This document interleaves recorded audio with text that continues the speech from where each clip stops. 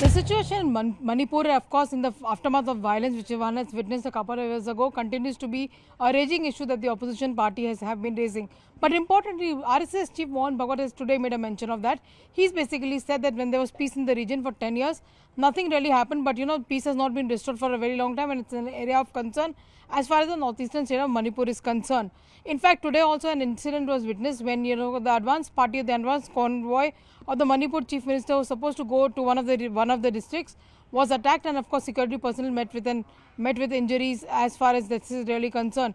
The opposition parties have been rallying behind themselves, obviously questioning the Narendra Modi government about their inaction on Manipur and failing to control the entire situation as well. And they've been wanting the issues to be raised by every time that the Prime Minister gets up to speak as well.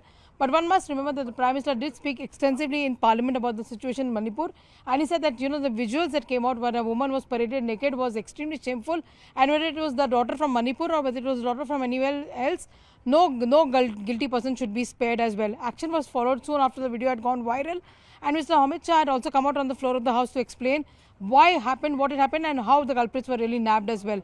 The situation has been extremely precarious since then in Manipur over the last couple of years, with the violence breaking out in various districts of the hills as well. Several casualties has been seen ever since there, and there's been a lot of animosity between the two major tribes, the Meiteis or of course the Kukis over there as well. The demand of the opposition parties constantly has been that Biren Singh should step down because of his inaction to be able to control the situation out there. But however, the BJP has rallied behind Biren Singh, and Biren Singh still continues to occupy the chair as well. This is the situation that Mohan Bhagwat extensively spoke about, and spoke about the fact that enough action should have been taken so that the situation was brought under control.